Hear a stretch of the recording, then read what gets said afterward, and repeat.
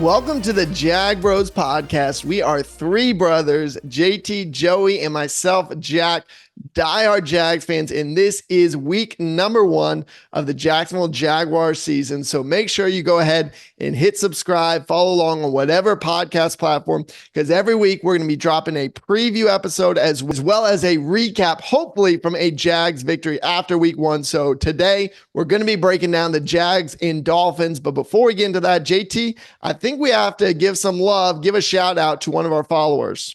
Yeah, got a text this week from Mike. He's up in Richmond, Virginia, going friends with our Uncle Jeff. He said he's in his ballet class. So for those in the Richmond area, check out some of the ballet studios looking for Mike and Jeff. Love the podcast, as well as was asking about some merchandise. So if that's something that you guys would be interested in, especially if you like that logo that my wife was able to help put together, maybe that's something we'll look into for the future based off of more demand. We got to get a Joey shirt, president of the Gabe Davis, or the Tank Bigsby fan club shirt.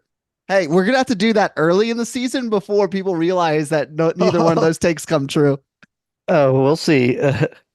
Tank to the bank, new shirt idea. There you go. Well, as you can tell, we're going to have a ton of hot takes, some good, some right on, some crazy. But today's episode, we're going to give our confidence meter, how we're feeling going into week 1, going into Miami. We're going to break down our offense versus their defense, and then flip our defense versus their offense. We're going to give keys to victory, a couple quick Jag Bros bets, and then we're going to give our score prediction. So let's kick it off on a scale of 1 to 10, 10 being extremely confident. How do you feel about the Jaguars going into Miami? I feel pretty confident. We have done fairly well in the season opener, at least against the Colts last year. We had a really good preseason, and Miami seems a little banged up. A lot of their players haven't practiced. Bradley Chubb is out. Their offensive line isn't that great right now. Odell Beckham Jr. is out. Hill hasn't practiced in a few weeks. Waddle hasn't practiced in a few weeks. So I think it's the best timing for us to play Miami right now. I'm really confident, and I'm going in with an 8 for the Jaguars victory. Let's go. All right, Joey. I love this confidence. Hey, if you're not going to be confident at the beginning of the season, then what are you doing? Because you know what? I've done a deep dive analysis, and yes, the Dolphins are good. Yes, the Dolphins are pretty healthy with a lot of their skill position. But hey, we're going to save the predictions at the end. But I am so excited. I don't know about my confidence level. I don't want to give away what I'm going to pick in the score. But yeah, my excitement level is an 11 right now. Come on. Well, my confidence level is not quite at y'all's level, so I'm right at a 5. I'm very confident in our Jags team, but this is a scary matchup. We are going up against the number 1 offense from last year, ranked top 5 in pretty much every offensive category, and our defense struggled big time at the end of last season, so in some ways, it's not the ideal matchup, but the Dolphins also were 1-5 against winning teams last year. So let's see what happens in Miami. I was just about to ask, Jack, are we not going to be a winning team? Because Miami doesn't beat good teams. I think we play well against Miami. I think we are a winning team. So I think that bodes well for us, Jack. So I don't know why you think that you're so down on us. And then our defense is completely different coach, different style. We're doing a lot of moving pieces. So I don't think that you can say, oh, our team wasn't good last year on defense, so this year they won't be, because we have a lot new players, a lot new coaches. I'm excited to see this defense play. Oh, don't get me wrong. I'm excited, but you can also easily say, well, this is their first time playing a real regular season game together, where most of these Dolphins guys have all played significant playing time together. I'm just saying there's a reason the Jags are 3.5-point underdogs. This is a scary team to play week 1. Yeah, free money. Free money indeed. Well, let's start diving into the game. And for those of us that were with us last year, what we like to do is we like to start on the offensive side of the ball, our offense versus their defense, and then we'll flip that and talk about our defense versus their offense, as well as special teams, some coaching, etc. So with that, Jack, you already mentioned it. They're 3.5 point favorites. Miami is at home. The over/under is set for 48.5. So that's expecting a relatively high scoring game, a game that has Miami winning about 27-23-ish, if you will, but based off of the expected odds. And so let's start looking at the offense versus their defense. And on this side of the ball in particular, there's a lot of changes year over year on both sides, right? Gone is Calvin Ridley. Gone is Zay Jones. Gone is Calvin Ridley. Gone is Zay Jones. In comes BTJ. In comes Gabe Davis. Thank you. I blanked on his name, as well as Christian Kirk, who is seemingly fully healthy based on all the reports by Doug Peterson recently. And then on the other side of the ball, Miami is also changing things up. So they replaced Vic Fangio with Anthony Weaver, the new defensive coordinator for the Dolphins. He comes in from the Baltimore Ravens staff most recently. He was also the Houston defensive coordinator in 2020 under Bill O'Brien. And Miami Dolphins spent a ton of money on the defensive side of the ball in free agency, adding a number of key pieces. So despite the Dolphins' mediocre to bad defense in most defensive categories last year, it's not a great kind of one-to-one mapping on what they will do this year with a new play caller and a lot of new faces on that side of the ball. What are you guys seeing from Miami's defensive side? Well, I see they're missing two huge pieces.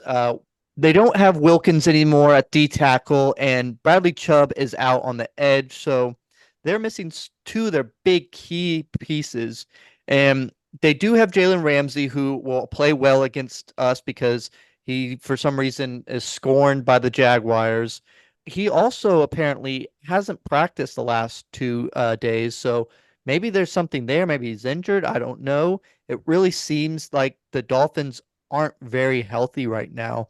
So I think this defense is going to be very different. As you said, JT, they have a whole new defensive coordinator. So we'll just have to wait and see kind of what defense they'll bring out. But I'm pretty optimistic that our offense will be able to thrive against this Miami defense. It's a great point, Joey. You know, we've banged the table a lot that the Jaguars offensive line is our Achilles heel as the Jaguars. Well, the good thing is the D-line for the defense, as you just said, is banged up. So Bradley Chubb is out on the edge. Jalen Phillips is questionable. They're missing that star defensive tackle. So you're not going up against an elite D-line. Now, that doesn't mean we're not going to struggle, but if there is an area to do well, it should be pass protection and it should be to run the ball. And honestly, you talked about easy money earlier, Joey, on the Jags. I think the easy money is over 48.5 because I love both offenses in this game. The Jags offense with Kirk back, the Jags offense is very, very healthy. I like them to score early and score often in this game. Yeah, and one of the things that we were talking about all preseason is can we do well in high leverage downs, in third downs, in fourth and short, as well as in the red zone. You've got upgrades, at least in height, from the receiving core. So ideally, if we're going to run a lot of those fades that Trevor Lawrence and Press Taylor are obsessed with in the red zone, then at least we're throwing it to bigger targets. We seem to unlock some of the more of the middle of the field in preseason, so we'll see if that translates. But on paper, Jack, I think you're right. This feels like a track meet. This feels like an opportunity for Trevor to do well. And as long as Trevor doesn't have one of those games where he just completely throws up on himself, which we've seen a few times before in Jacksonville, this should be a game where he should have some success. And without some of their cogs up front, if Jacksonville's offensive line can hold up, which Joey, you've always been banging the table that our offensive line is major question marks, this should be a game that our offense should be able to put up some points. Yeah, the offensive line doesn't even have to be good. They just have to be average in this game for us to win, I think.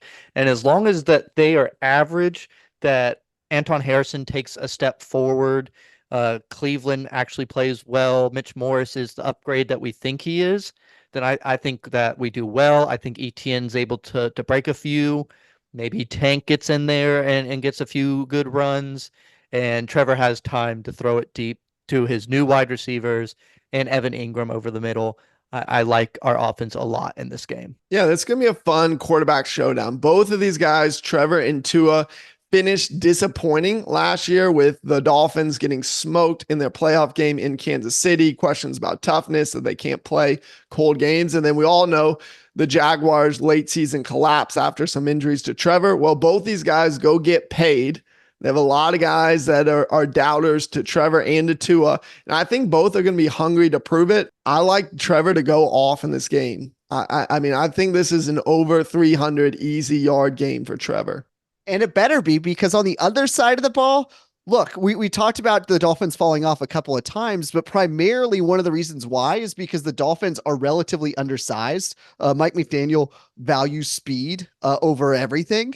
And it works when everybody's healthy. And so in that first month last year, they obviously put up 70 against the Broncos, who actually turned out to be an okay team last year. They put up 36 against the Chargers. They put up 31 against the Giants, 42, 24. They were a team that was scoring consistently in the 30s. And so this is setting up for a track meet, because guess what?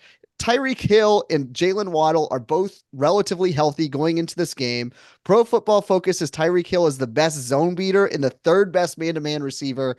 This is going to be really interesting to see the defensive scheme on how we're able to contain these guys. Because I'm going to, in a second, I'm going to read you off some of the completion percentages and breakdown for Tua on man versus zone.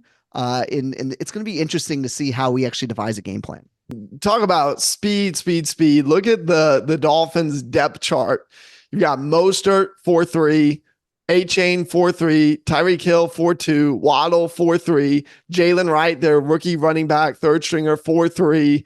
Fortunately, the Jags have gone out and gotten some really fast guys 4-3 with Darby and Savage and Jarian Jones if he plays. But this is going to be a speed on speed game where, again, I like this to be an extremely high scoring game. The Dolphins were on pace for a historic record last year until Hill and some other guys get hurt. And so it should be a fun game at the very least to watch for sure. Yeah, when they're fully healthy, Waddle's been banged up, Hill's been banged up, Mostert's been banged up, A-Chain's been banged up. But if they're all there, the chances of the Dolphins putting up 28 or more on Jacksonville is pretty high. Because if I look, we've talked about and highlighted all offseason that Ryan Nielsen wants to be playing more man coverage, which if I look at some of the coverage numbers last year, Jacksonville ran one of the one of the NFL lows, 15% man coverage, along with the Panthers, along with the Colts, and some of that, along with the Seahawks, none of those were great defenses.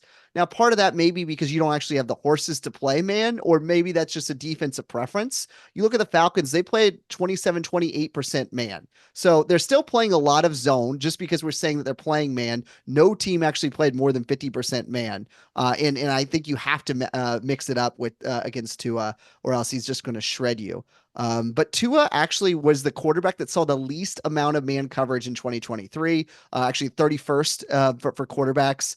And it makes sense because he was very efficient against man. He was a little over 60%, ranked 7th as quarterbacks go versus man, versus Trevor, who's actually 22nd against man. There's actually a huge split between how Trevor played against man versus zone last year. He was ranked 10th.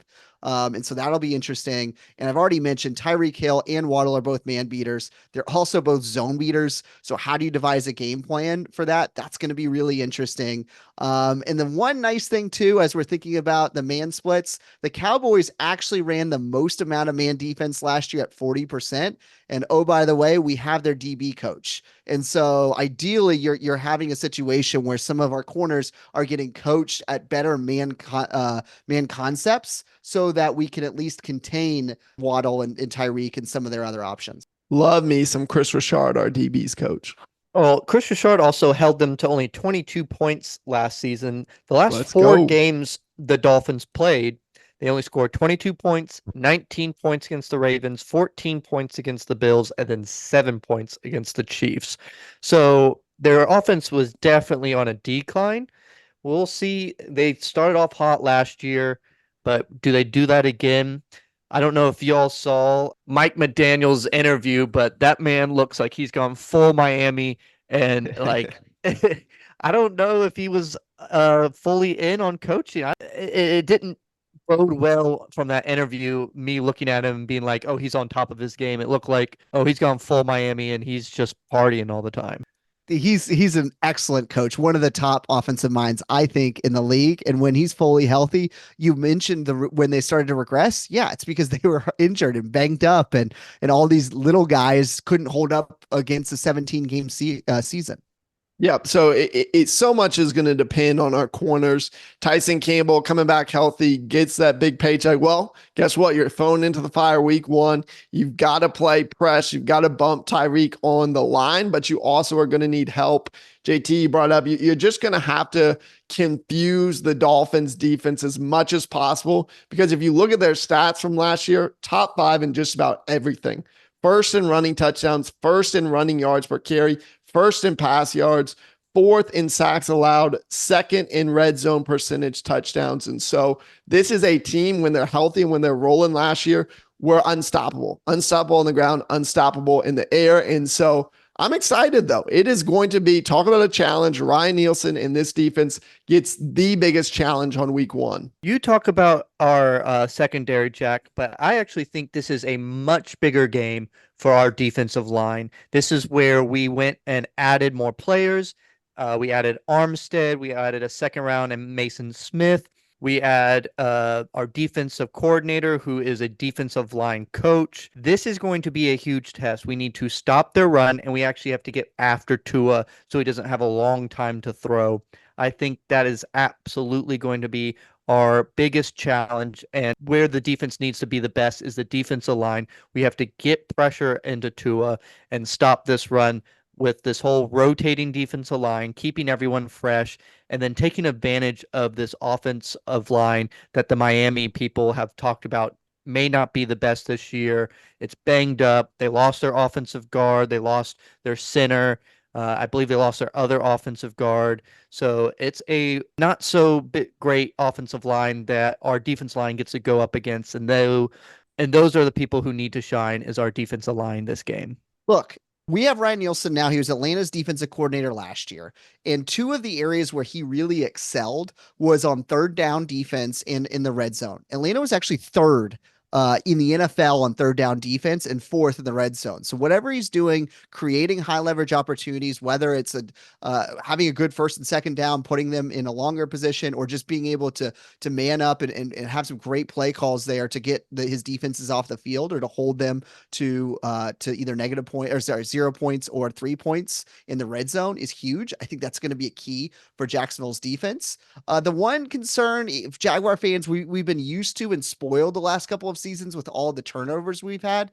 I've got news for you. The way that Nielsen runs his defense, he was bottom 5 last year in turnovers. Again, there's some personnel differences, but I don't expect Jacksonville to be a top 5 turnover defense this year. And so if we're holding our breath, hoping that Tua throws 3 or 4 picks, I would start breathing, because that's not going to be a useful exercise for you for this game. All right, well, let's talk keys to victory, and let's stay on the defensive side of the ball. So this is going to be the big matchup, Jags D against this Miami firepower offense. What are your keys to victory for the Jags defense? As I mentioned, I think it's defensive line. I think we need at least 3 sacks from our defensive line, and then also holding their rushing game under 100 yards.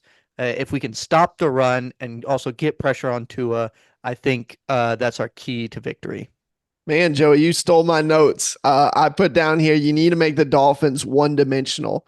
They can't be able to run the ball at will and throw the ball at will. And I think our best shot is to slow down the run. Love what you pointed out, Joe. The Dolphins O-line is missing a few players that are going through free agency. They've got some injuries. Our D-line should be improved from last year. So I also put under 100 yards on the ground, or if you want to add another one, under 3.6 yards per carry. They can't be running 4, 5, 6 yards on first down, and then they can just take the ball deep. So make them one-dimensional. Yeah, and for as much of a high-powered offense as Tua was last year, for as great as the wide receiver weapons are, ultimately Mike McDaniel's offense is more of a run-first offense, and he looks to be very creative with how he runs the ball, utilizing some of the speed that he has in the backfield. So I love what you guys are saying. I think that's super smart. I also would like to see us, from a strategy standpoint, just take double Tyree. Because how many times have we seen in the Jaguars lifetime where just whatever they want as their first thing, we give it to them, right? We remember the Chiefs playoff game where I think Kelsey had 100 catches for 300 yards that game and was open every single time. Our strategy was, we're going to take away everything else except for Kelsey. That was a terrible strategy. I would like to see safety help always shadow Tyreek Hill as much as possible. And if Waddle beats you, Waddle beats you. I like what you guys were calling out. I'm actually going to stick with a metric that I thought Atlanta did a really nice job, and that's third down conversion. I would like to see the Dolphins at under 33% third down conversion. Now, that's not unbelievably great, but compared to what the Dolphins are capable, if you're getting them off the field more often than not, you're putting our offense in a position to win. Let's get into our keys of victory for our offense. What do you all have for the offense to do to win this game? Well, sometimes the best defense is a good offense. And so for the Jags to really thrive in this game, the best way to do it is just own the time of possession. Keep the Dolphins offense off the field as much as possible, which means establish the run. I love what the Jags did. Yes, it was preseason. Yes, it was against the Falcons' second and third string defense. But they ran for over 200 plus yards. ETN has got to get the ball rolling early, whether it's Press Taylor, Doug Peterson calling the plays, whoever is calling the plays.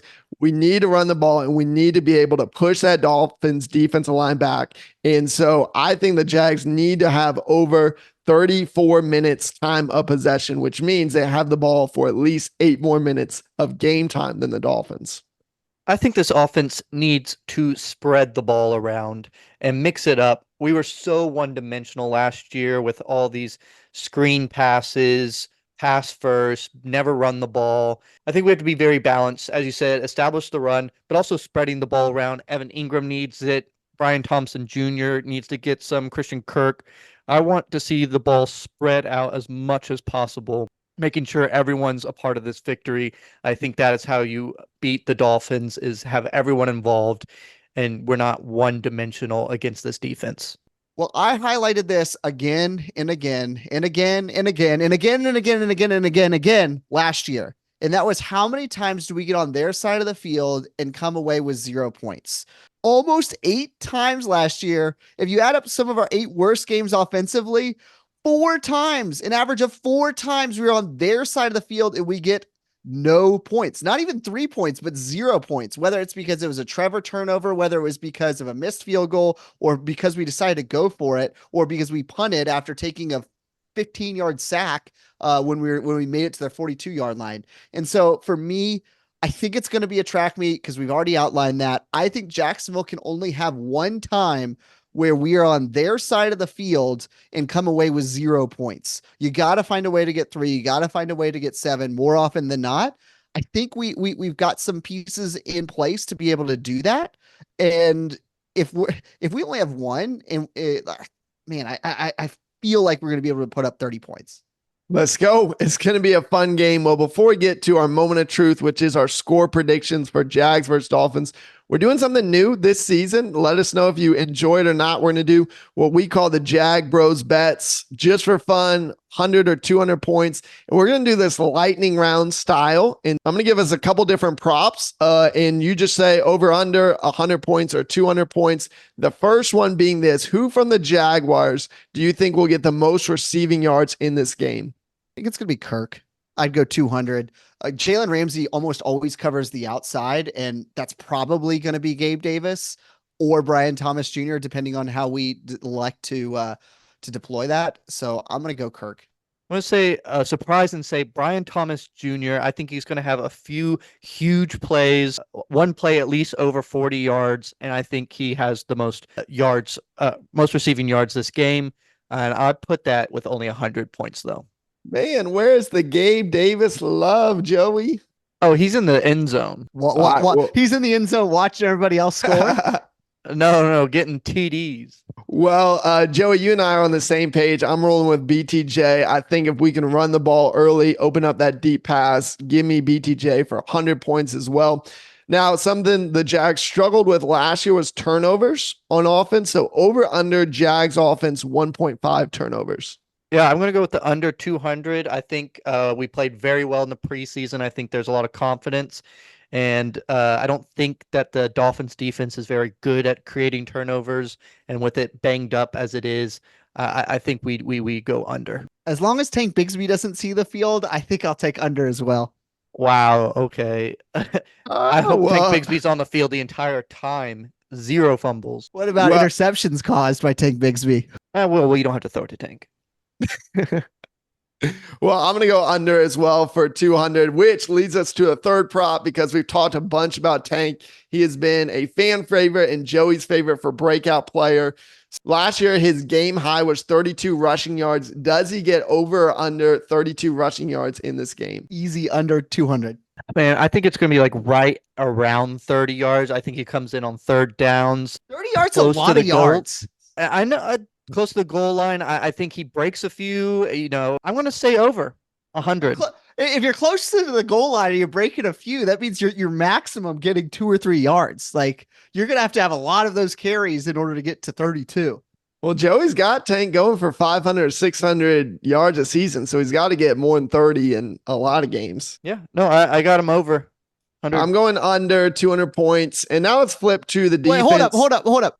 Trevor Lawrence more rushing yards or Tank Bigsby more rushing yards against the Dolphins? I'm Another taking Trevor. Trevor 200. Tank 200. Okay. All right, well, let's look at defense now. Over under Jag sacks. Joey, you already gave them at least 3. Do they get over or under 3.5 in this game? I think they do. I think with a poor offensive line that Miami has, I think Trayvon Walker is ready for a huge breakout. I think he gets at least 1. I have Armstead getting 1 and Josh Hines Allen getting 1, and then another one coming somewhere else. Hopefully from maybe Lloyd or Yasser or someone else on the outside. I have us getting at least 4 sacks.